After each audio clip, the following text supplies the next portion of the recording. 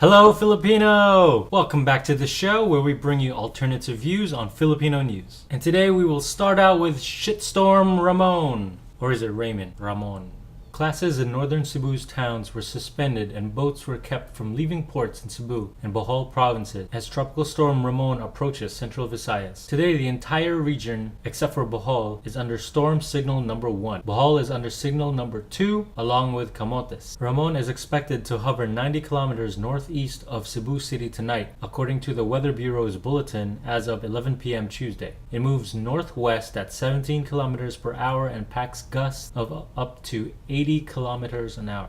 Extra attention will be paid to some areas as a precaution against flash floods. In Cebu City, these areas include Lahog River, Guadalupe River, and Mahiga Creek. Because the entire province is under storm signal number 1, preschool classes are automatically suspended today. In its latest weather bulletin for Tuesday, the Philippine Atmospheric, Geographical, and Astronomical Services Administration placed 11 areas under signal number 2, including Camotes Island and Bohol Province. This means residents of these areas can expect winds of 61 to 100 kilometers per hour in the next 24 hours. I can expect wide flooding in the Cebu City area because one of its main problems is an inefficient drainage system. It usually is always clogged with garbage because most of the sewer system is open sewers on the gutters. And also, every election year, the incumbent politicians usually just throw asphalt on any road without considering gradient and upgrading the manhole covers. They just cover up the manhole covers. And with the increased height in asphalt, waters from the rains are unable to flow properly, clogs up the drains, and causes flooding even when it's not torrential downpour.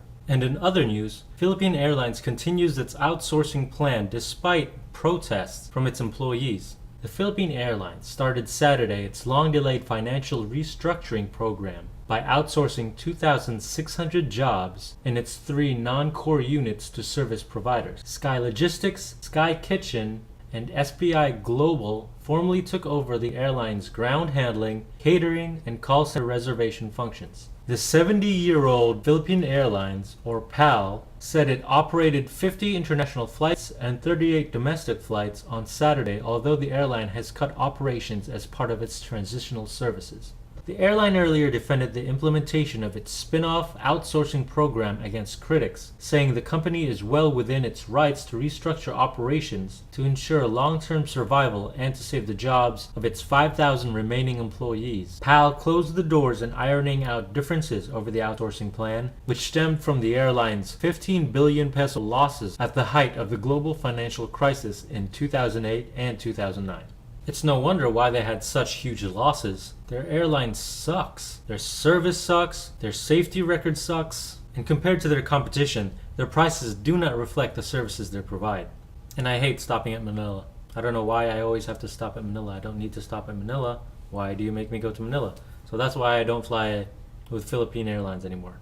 I prefer flying straight from here stateside, stop over to either Seoul or Japan or Hong Kong, and then go straight to Cebu. There are many airlines that can do this with far better services. I'm not a fan of unions. I believe unions should only exist for 6 months to a year in order to accomplish a set goal and then disband afterwards. I also believe that companies have the legal right to profitability. But in this case, if Philippine Airlines wants to restructure, it should restructure the quality of its services. And once again, we'll end our show today with Manny Pacquiao. Manny Pacquiao starts his real training in Wildcard Gym in Los Angeles in preparation for his defense of the World Boxing Organization welterweight crown against Juan Manuel Marquez on November 12th in Las Vegas. Fans were at the airport to greet the pound-for-pound king. Pacquiao was quoted as saying he was ready to resume preparation for the fight. Pacquiao and Marquez fought for the first time in May 2004 when the Filipino dropped the Mexican 3 times in the first round but could only settle for a draw. Pacquiao again sent Marquez kissing the canvas in the 3rd round for their 2008 rematch, but only managed a split decision, leading Marquez to proclaim he won both fights. So in this 3rd fight, Pacquiao has to knock him out or it's nothing.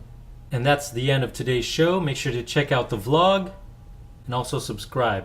And also, it wouldn't hurt to check out our previous shows.